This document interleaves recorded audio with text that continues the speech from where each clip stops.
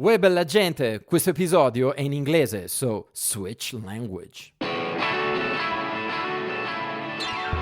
And we are back online from New York City. Hi everyone, how's it going? This is Giacomo Baldelli, and this is Chiamo Dopo, my podcast. Welcome to it. How are you guys doing? All good? Did you guys survive the Thanksgiving celebrations? I hope so. I think I'm still digesting. Anyways, welcome to our episode number 127. We are currently into our 7th season, but this is only the 2nd episode, fully in English. If you're new and you don't know anything about our show, well, Chiamo Dopo stands for I'll Talk to You Later, and it's a talk show that I founded back in 2019 with my partner in crime, Mr. Giovanni Di Raimo. And since then, I started to have phone calls from New York City, where I live, to mostly, well, my country, to Italy, and I had the chance to talk to a lot of musicians, writers, directors, TV personalities, artists in general.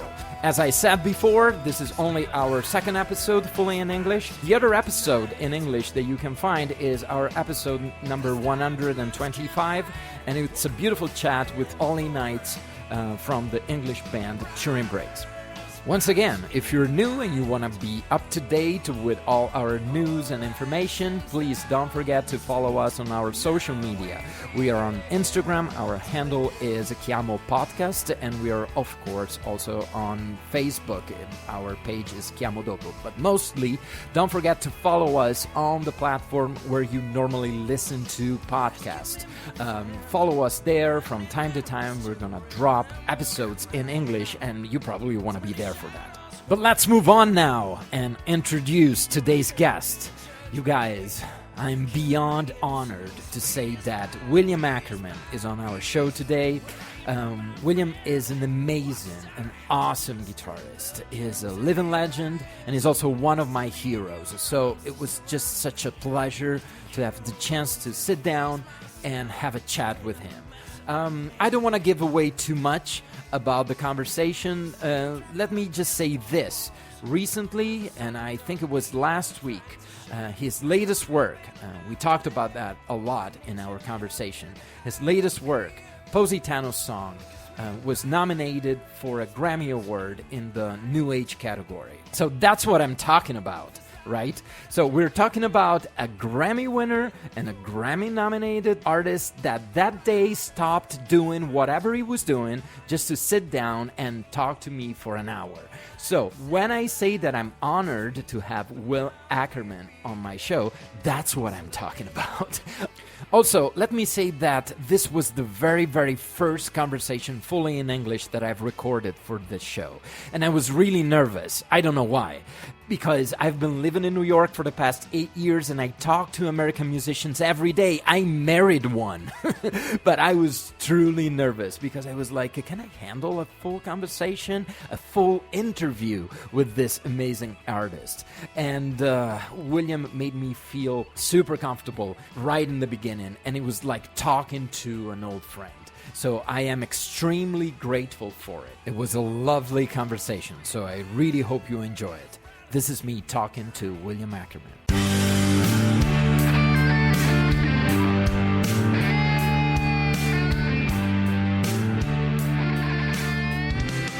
I've always been extremely fascinated by your work. And it's kind of like, the only kind of music that I never had the chance to play, Mm-hmm. And this is probably the reason that brought me to you. So it's like going to Mars for you. It's more like going to my dreams because I never played this music, but I always wanted to, if it makes any sense. Interesting. Okay. And so, probably growing up as a classical musician, you're like used to do what they tell you to do. You practice certain things. You got to learn a little bit of everything. But correct me if I'm wrong. Isn't that true that what you do, it's kind of like off all those mainstream trajectories that most of the time we link to playing the guitar? In my opinion, we have the classical path, we have the rock one, we have, this kind of things. But you move in between? You know, does it make sense? Is it like your own path, kind of? Well, I think it's the product of my own ignorance, Uh-huh. really. And I mean, it's not. I recently got back in touch with my childhood piano teacher. Okay. He actually reached out to me. He wrote me a letter, which was very nicely good humored. It began, "Dear Mr. Ackerman, are you by any chance the dreadful piano student I had in Palo Alto?" No. And there was a phone number. I called him up and I said, "Yeah, Jesse, that was me." And Uh, the thing you need to understand is that my legal name was George William Benedict Ackerman. So I was known as a child as George. So he had to make a bit of a leap okay. Okay. to see that this Will Ackerman guy might be it. Hmm. He confessed to me that he was actually teaching two of my compositions in his class. And then he said there was this moment of horror where he thought, "Oh my God, that might be." And again, his letter was very good humored, because he went on to say that he was actually teaching a couple of my pieces in his class, that he's a huge fan. He said that over the years he came to feel almost certain that I was, in fact, the same person, George Mm. and Will. But we had this lovely conversation with him, talking about his own growth as a teacher, and learning to be open to whatever enthusiasm or energy that a student might have that he could take advantage of in Hmm. teaching, Hmm. rather than him being so formal in terms of this is the way it is done, sort of Exactly. thing. Uh-huh. Uh-huh. Now, I don't know whether I answered any part of your question, but No, but I think it's interesting because, I believe that every time we have an artist that tries something that we can define as his own or their own like way, it's it also says a lot about the artist. This like kind of like open mind to try things, without being like, I don't know, stressed about like boundaries. But at the same time, the chain reaction then starts, and then you become inspiring for someone else, and this is very, very interesting.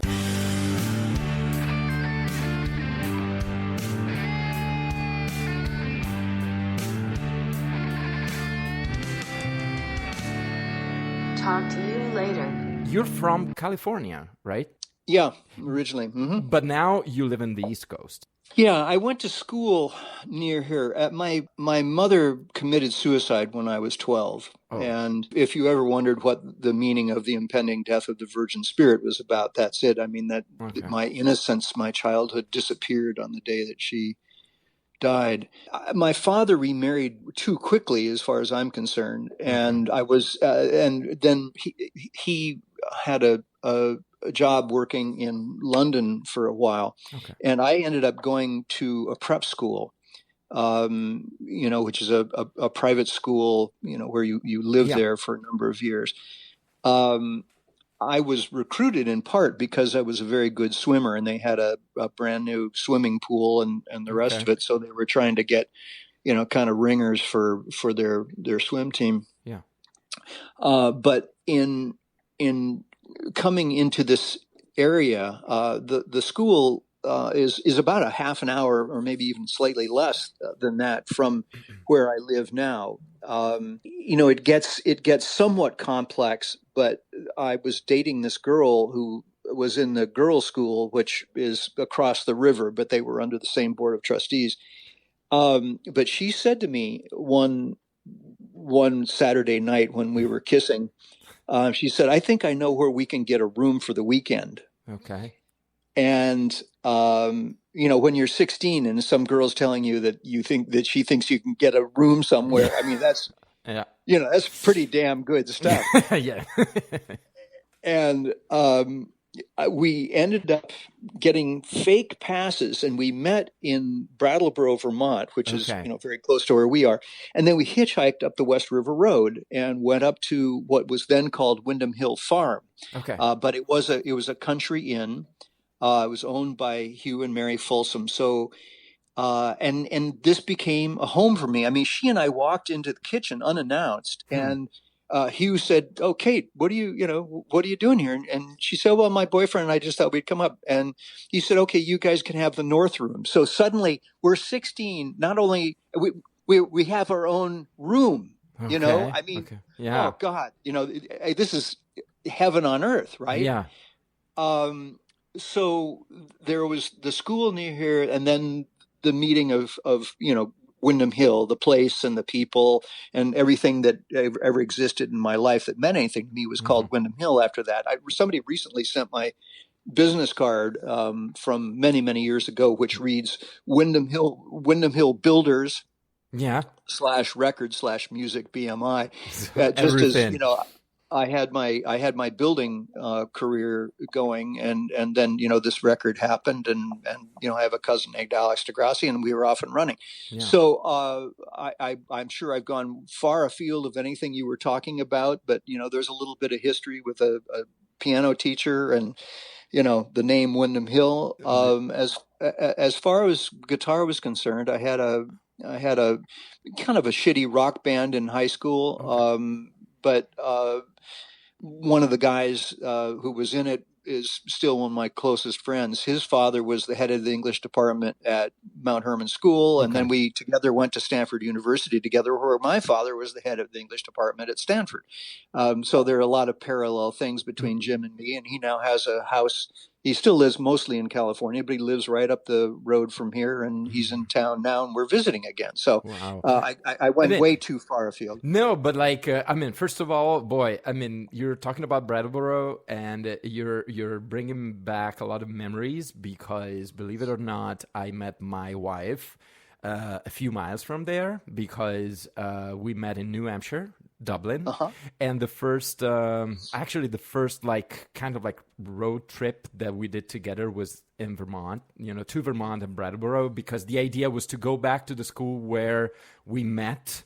We didn't make it, but the idea was that one, and so we spent the night in Brattleboro, and then we came back.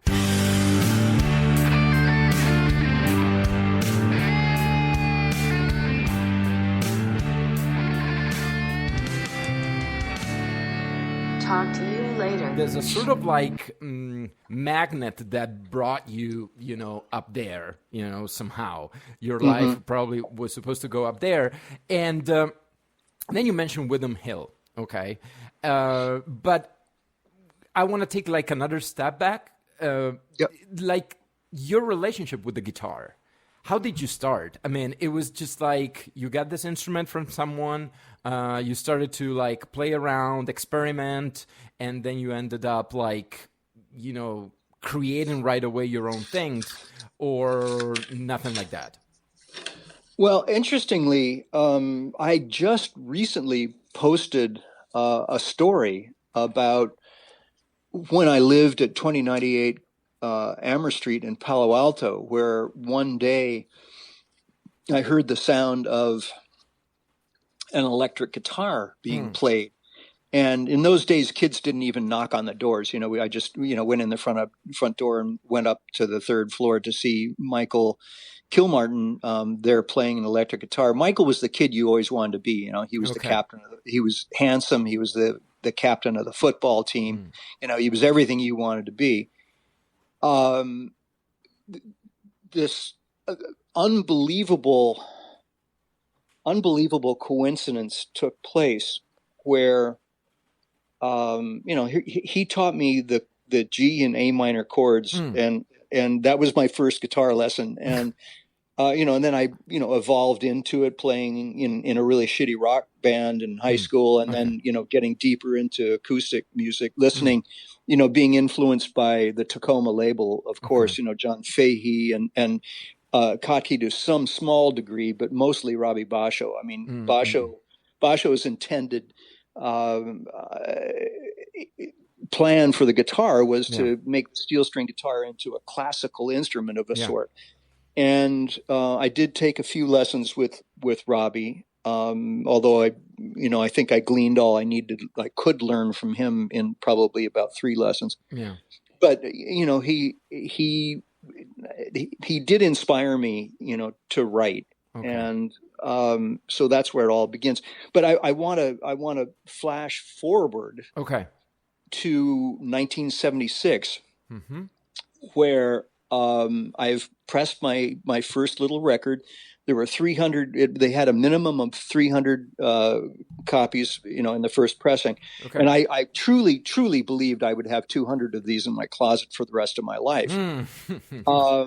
And my then girlfriend worked at a bookstore on University Avenue in Palo Alto, the Plowshare bookstore, and the only place the record was being sold was on their front counter. Okay. But they were doing, kind of a nice little business. People kind of knew me a little bit. And, All right.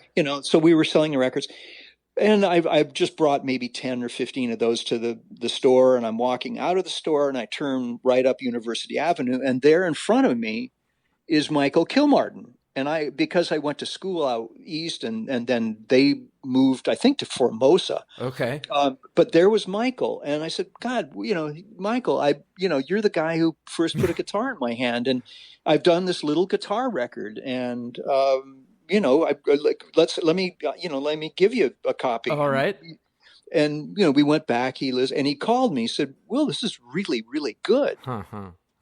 He said, could I have 10 of these? And I thought, well, that's great because that's 10 less. 10 less than the Yes, 200 exactly. I was going to have for the rest of my life. And I said, I didn't quiz him about it. He said, yeah, here's 10 copies. And he called me up, I think, less than a week later. Huh. And he said, Will, this record is really, really good. And I want to, I want to tell you something. I am the radio promotion guy for Fantasy Records. And right then, Creedence Clearwater Revival was the biggest band in the world. And he was the guy who was doing the radio promotion for Creedence Clearwater Revival. Wow. And he said, those copies that you gave me, I sent them out to 10 stations.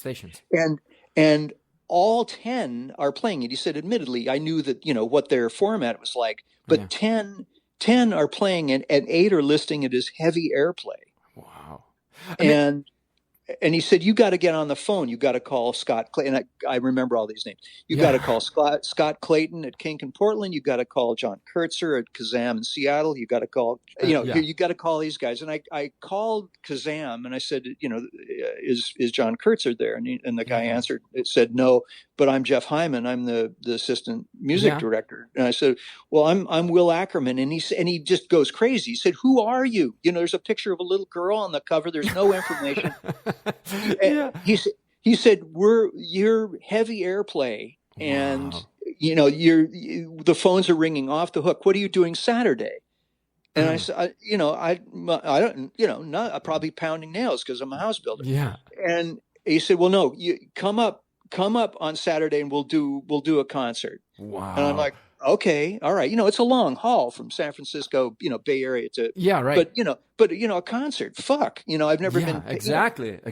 So I arrive at the station and he's kind of frantic and the whole station is kind of there and all the DJs and everything else. He said, okay, we were kind of late, and I'm like, late, you didn't tell me any time or anything. Well, you said you were going to be here at I didn't. Like, you just showed up. He said, so follow me. So I'm just following his license plate. And I remember he goes through one light and it's kind of yellow and it's like, fuck it. I have to follow him. So I just, through the red light and, we get to this parking lot and he said, okay, grab your guitar and follow me and blah, blah, walk in. And there's this big space. And I walk out on stage and it is the Seattle Opera House. Jesus. And it's sold out. And it's just to see me. I've never been paid a penny to play in my life. My first concert is a sold out concert at the Seattle Opera House.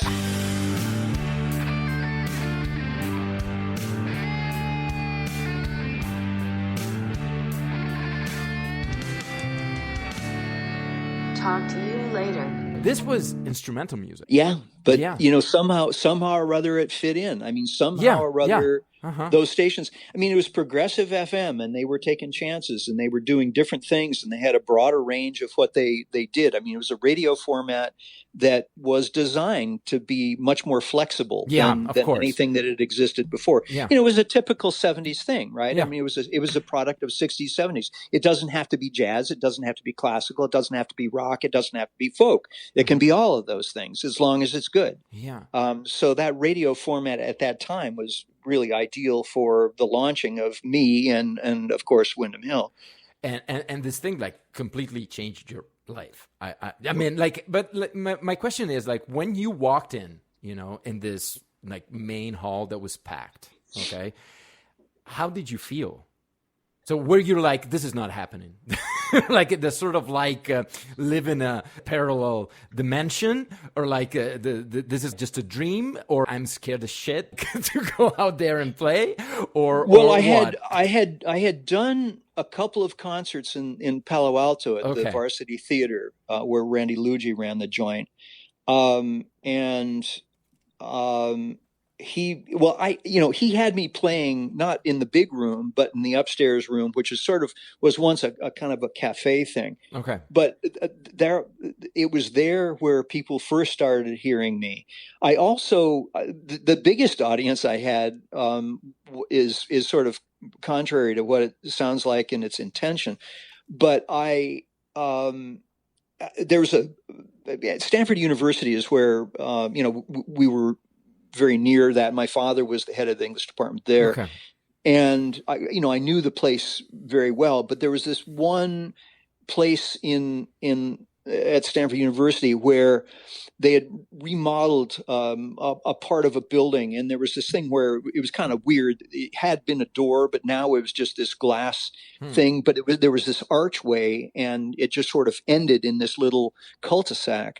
And it had just beautiful reverb because it had an arch. The glass, right? Yeah. Well, no, but I'm talking about the roof of this, which was what was an arched roof. So it had and I found that place to be a really lovely place just to practice because it was just so encouraging. It was like having a reverb to play with, and I never intended to attract an audience. I mean, it was really quite out of the way. It wasn't, and again, it was part of a dead end. I mean, and the administration building. So it's, it's just not a place where people would hang out. Yeah. But people would, I guess, hear it coming by, and there, I would be very deep into playing, and I'd open my eyes, and, there would be, 5 people there. And then as I did that, more and more people came, and it got to the point where, literally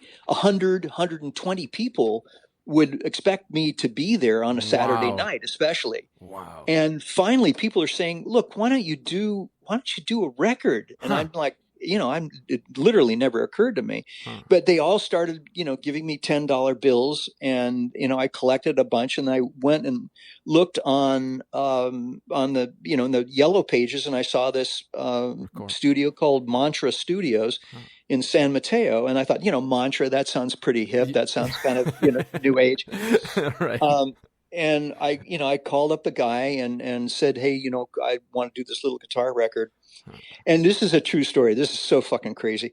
So I drive up there one day. I've got my guitar with me, and I'm going to go in, and I press the buzzer, and almost immediately I hear somebody or see somebody coming down this really dull, so the linoleum's coming up, and it's really shitty. But this guy comes out almost immediately and walks toward me, and then opens the door. I expect it's going to be Scott, but I'm looking at the face, and I'm going, that guy's kind of familiar. Okay.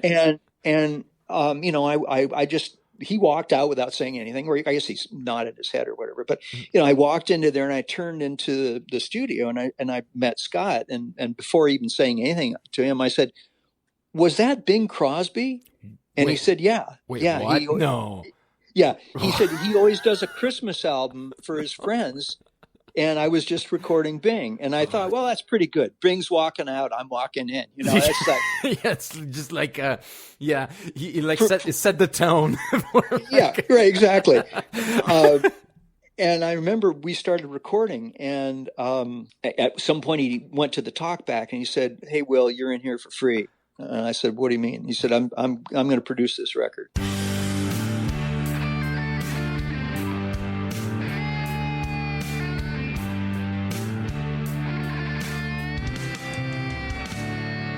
Talk to you later. You start from like practicing in the spot where nobody was going, you know, and like building up an audience. The audience pushes you, you know, to like record an album. The guy at the studio says, "Okay, I'm going to produce the thing."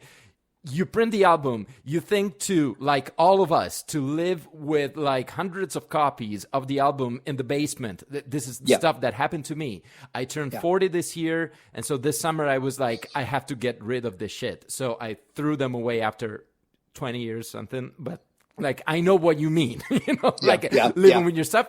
And so, but you sell them, and everything starts like a concert, packed hall, and you decided to keep going, right? But is it like the decision of creating Windham Hill like something that came up like right away, with something that came up like afterwards? Because for those, I mean, that are listening, in my opinion, Windham Hill is one of those labels that it's so like... The sound and the concept behind it reminds me of certain labels like ECM. Of course. Now I'm thinking about like nowadays, like the label like 4AD. You know, it's that kind of stuff that maybe you don't know the artist. You know what I'm saying? But like you know that they come from that label. So there you go. That's exactly. They must be part of a certain way of seeing the thing. You know, that is exact. Well, although I tried a few things that didn't work. I mean, there was a girl at Stanford named Linda Waterfall who was a great folk singer and wrote her own songs. And I tried to label with an album with her, and it, you know, did okay. I think that was 2 in the catalog. I mean, 1 was Turtle's Navel, 2 was Linda. Okay. And I also there was also a really great. Really, really good blues band, Kid Africa, that was also in the Bay Area. Actually, Larry Ryan was one of them. They were all sons of Stanford University professors. So, you know, my milieu again. But we tried that as well. Also, just failed completely. And so I was sort of spanked for trying that. But you know, number 1 being my album, number 3 being my It Takes a Year album, and then Alex DeGrassi, my cousin, who was also on the building crew for Turning Back. 5 was Robbie Basho. 6 was my childhood memory. 7 was the Kid Africa record that died, and then 8 I branched out and went with with Bill Quist doing the Eric Satie piano solos because I'm not really influenced by guitars in particular, but I was influenced by Eric Satie more than anything in the world. Yeah. And then 9 was again Degrassi, then David Qualley from Germany, 10, 11, another Basho, 12, the one that blew the doors off, of course, was George Winston. Yeah, of course. You know, and then the story about George is, you know, Alex and I were playing at McCabe's in Santa Monica. I had a show there, and George turned up and you know, asked if I wanted to, you know, crash at his place, and I said that'd be fine, you know, because in those days I didn't have any money. Yeah. And you know, he played me a little bit of guitar music, and you know, it was great. And then he said, "Do you mind if I play the piano a little bit while you're going to sleep?" And I said, "No, that'd be fine." And you know, what I was hearing was, you know, Colors Dance. I was hearing, you know, all these amazing pieces. And in the morning I said, "George, you know, I really think we should do the piano record first." And he was driving me to the train station, and we had this argument the whole way about, you know, at one point he said, "Well, one side guitar, one side piano." I said, "No, it's going to be the piano. I will do a guitar record with you, but we have to do this piano record." So, you know, that obviously early on in you know, it was in 1980. So that was 4 years had passed. But then, of course, the doors just blew off with George. Yeah. I mean, I remember, and my first, like, the first time I got like really in touch with William Hill was like back in the day. I think I was in high school, and there was this magazine, back when there was no algorithm, to like guide your listening, process, or when you did not have like older brother passing you things or like friends who knew music, you gotta like rely on magazines, right? Yeah. And there was this article that was very simplistic, but the idea was like, okay, we're gonna give you like five records that you gotta listen to understand different music genre, okay? And that was like the new age, like ambient kind of thing. And there was Brian Eno, and there was like a George Winston album. And so that was the first time I entered, the Windham Hill world, and it's music. I mean, of course, I didn't listen to everything, but like I have my favorites, and it's kind of music that has always helped me, throughout my life, to find like to sometimes when I needed to take a break from everything, because I always thought that the music like released by Windham Hill is music that takes time to listen to.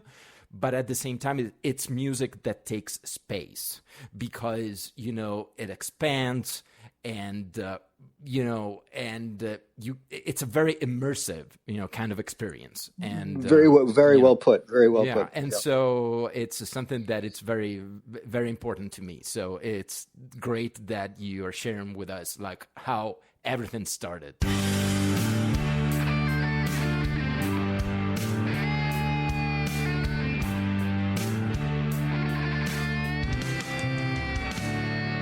Talk to you later. Can we talk about your latest album? Because I have a few questions. Okay, so Positano Songs, I loved it. Okay, and I have my favorites. I find in this album one thing that it's truly magnificent for me, and I'm talking about the sound, the quality of recording, that it's something amazing. That as a classical guitarist, this is what I'm talking about when I say I always dreamed to play this kind of music, because I barely play steel strings guitar, and the kind of like sound palette that you can develop with it, it's something that you cannot do with an island string guitar. Okay, so I'm fascinated by it. But can you talk to me a little bit about the genesis because of this album? Thinking about the title, right? Positano. Is it something that it's related to my country, Italy, or not? Absolutely. Okay, but does it come from like a trip that you took over there, or it's just like? No, it was in 2015 where I went to Positano for the express purpose. I know why I got off track. For the express purpose of writing music, because I'm so busy that with all that other crap. Yeah. That well, it's not crap. No, it's all stuff, no, it's great stuff. But there's all that, all the other distractions in life, and the only way I thought I could ever really focus on writing was to go to one of my very favorite places, if not the favorite place in the world. I think Positano has become so overrun that I'm not sure that it's still there for me. Yeah. But we'll see. I know what you're saying. Yeah. But in any way, I went there. Bob Taylor of Taylor Guitars very, very kindly. He and I had been talking about something or other, and I mentioned to him what I was doing, and he said, "Well, look, don't bring your concert guitars on a plane unnecessarily, and it's going to be humid over there, all the rest of it. So, look, let me just deliver you." A box, just a room full of guitars. Wow. And you can write with those guitars. He said, I'm not, I know that you're going to record with your Froggy. Yeah. But it was incredibly kind. And they sent somebody down from Rome with literally 14 guitars and just dumped them on me and said, here, they're all set up for light gauge strings, which is what you do. And which is why there's a lovely thank you to Bob for that. So I sat down in the Russo's apartment where I've stayed forever. It's I've never stayed in a hotel. Well, not since the very beginning, but I know so many people in town now that I have a whole network and people know me. When I go there, people are waving and smiling and hugging and the rest of it. It really is a home away from home. Yeah. So I sat down with those guitars, picked out my favorites, started writing, and I had 2 video cameras going constantly. Okay. And there was a point at which I had written, I think, 17 good ideas, not necessarily note for note, but I knew that the inspiration was there and that, writing an intro or something like that. Yeah. So I that's what I did. And then because I then went to record with 2 albums with the band Flow. I did an album with the 4 guitars, and then did the album with Brothers, which was nominated for a Grammy last time around. So I had they weren't distractions, but they were very exciting to me because it was the first time that I'd worked in a group atmosphere. So I was exploring that, but those recordings on videotape were just lying. I can look at the drawer right now where they sat in cassettes, digital cassettes. Yeah. But now it was, there was time. I had time to actually concentrate on that. And Tom and I went into the studio, and God, we knocked it out so fast. So anyway, I'm not sure I'm answering a question. No, absolutely. Because, listening to the album, okay, so you can, of course, you can tell that it's like your word, you know what I'm saying? Yeah. But, sure. When this is probably because I'm Italian and I know what it means every time that I read here in the States, like a book, a title, something that somehow like brings me back to my country, that you always have to deal with the Italian stereotype. There's a certain like way like of seeing, for instance, Southern Italy, okay? And the most fascinating thing to me is that there's nothing like this in your album, okay? So it's your stuff. And this is why I was asking, is it just like something they came up from your own imagination and you've never been there because it would have been a possibility, you know what I'm saying? Or if you actually were there to create these ideas. And I think that the product, I don't know if I'm reading it like correctly, it looks like a series of like Polaroids, of moments of, like vibes that you captured, and you developed in music. And it's it's beautiful.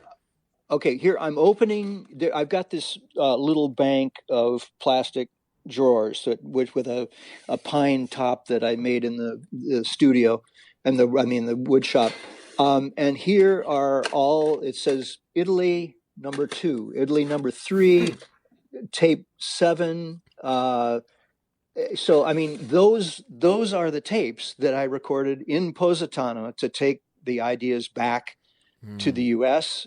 And then because of all those other lovely distractions, I didn't get around to it, but it was all there. It was already, So I could go back and, look at those tapes and analyze what I thought was worthwhile and what wasn't, with the exception of a couple of pieces that actually were written here, but I thought very much in the spirit of, what I had done on those tapes. Yeah. But it was a very, very productive stay. Yeah. And going to Positano, especially in those days, that was now seven years ago. Yeah. It's But, to be in a place where you don't live there, but you're there so much that just walking up the street, from the beach, there are people that are smiling and waving and some, hugging you and making you feel like you're at home. And you walk into Da Vincenzo and Enzo doesn't even have to ask what I'm going to order because he knows. He knows already. And so, it is a home away from home, and I know and love so many people there. There's a little deli across the street from the Russo's house, and we go there to get some Pellegrino and something like that every now and again. The woman, Gabriella, who owns the place, well, her mother, her family owned it, but now her parents are passed, and she runs the joint. And Susan and I were there, and Gabriella would always be so warm in welcoming us back and the rest of it. But she was being very cold, and it was like, what did we not happened? pay him? What the bill, we didn't pay the bill. What did we shortchange him? What could it have been? And we were walking up the street, and there she was coming down, and once again we did the hello and the rest. Yeah. And I think Susan spoke up more loudly than she normally does. At any rate, in that moment, she recognized Susan. Now, Susan had long dark hair all the way down to her butt. Okay. And now she had this spiky blonde, so she didn't recognize blonde hairdo. She thought I had another girl. Oh no. And she was being faithful to Susan. Oh, yes. And but then she got it, and literally tears came out of her eyes. She's hugging Susan and hugging me. And I just felt so much a part of Positano, that this woman who, we don't know intimately, but are always friends with, and always smile and always enjoy, seeing each other again. That's beautiful. But that we could be enough of Positano that it would matter to her. Yeah.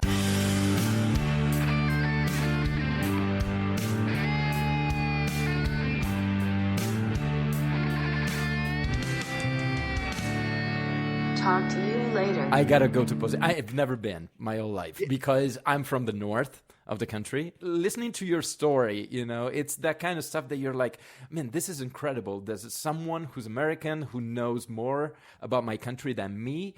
I gotta see more. I don't know. It's like this thing that probably belongs to everybody, that there's some sort of like fascination to foreign countries that of course somehow like they're more appealing than your own, but sometimes it's not true. I mean, sometimes you gotta, or maybe it's true, but you also need to know your country too. This is it. Well, there's of course, the beauty of Italy is that it encompasses so many zones moving from the Alps. I was on a plane many years ago. I was in 1B, and there was a girl in 1A, and I kept looking at her from trying not to be obvious, and she turned to me and said, "No, I'm not Sarah Jessica Parker," which is exactly what I was thinking. Yeah. And we got talking, and she was going to see her fiance, and they were getting married in a month, and she said, "Well, I said, what are you doing for a honeymoon?" And she said, "Well, I think we'll go to Italy." And I said, "Well, can I plan your honeymoon?" Yeah, exactly. I mean, and it was literally, which town, which hotel, which restaurant, which waiter. I mean, all down to that. Now that has now gone from person to person to person to person. And I've had probably over the years more than 30 emails from people saying, "Hey, we hear that you're the one who actually came up with this." Thank you. Thank you for the tips. But seriously, I mean, so many people have written me, it's so much fun. And now when I walk into these hotels or restaurants, they're always like, "Hey, it's free, Will," And I said, "Oh, come on,"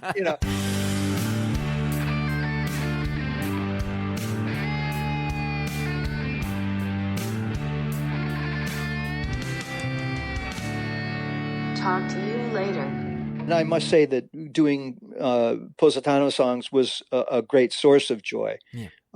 It was wonderful for me to be able to, for my first time in my life, to turn the production over to somebody else, to trust Tom and let me just be a guitarist. It was the first time I'd ever done that. And it was just revelatory and joyful. I mean, my mind wasn't. The thing is, over these years of working with Tom, I know I can trust him in every respect, and so I got to be who those guys are in the studio when I'm producing them. I've earned their trust. Yeah. And they, not that not that I'm dictatorial or inflexible, but at the same time, if I have a strong feeling about something, people really do trust me. Sometimes I have to play them the two different takes or whatever, and they're like, "Oh, yeah, you're right." But for me to finally make a record where I didn't have to be my producer, and that I could just be a guitar player and just be connected to my heart and mind and not be thinking about anything else. And it was so revelatory and so lovely. So it was just a joy in its newness, and it was damn efficient.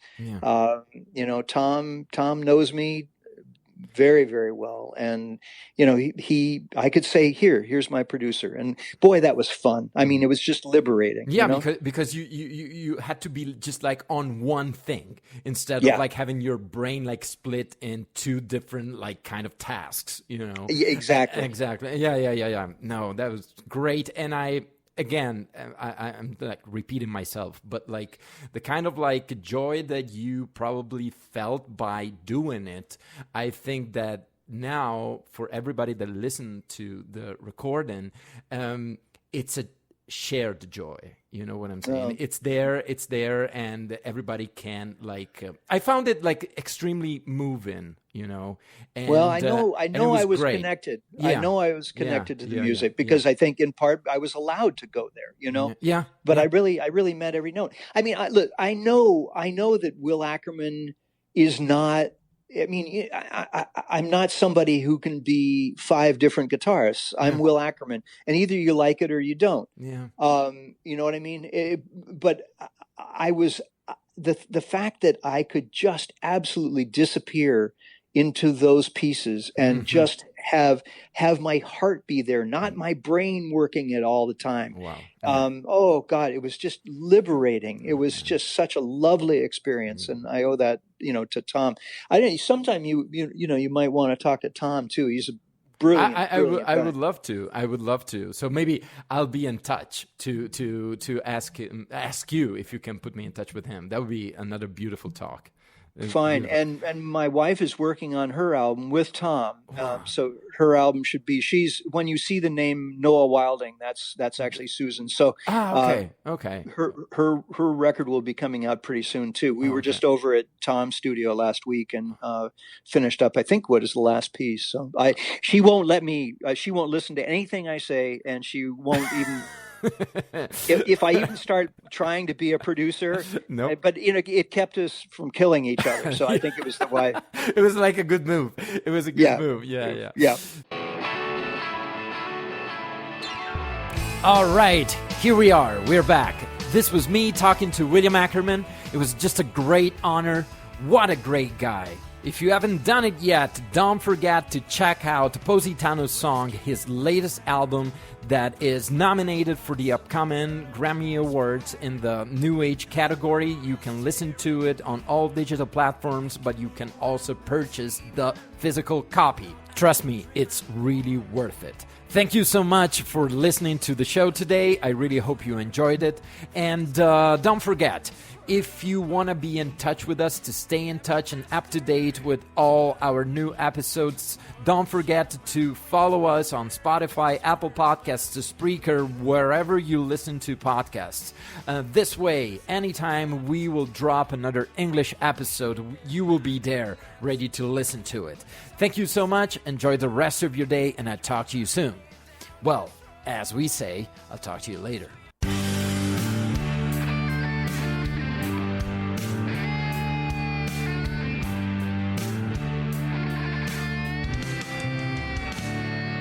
Talk to you later.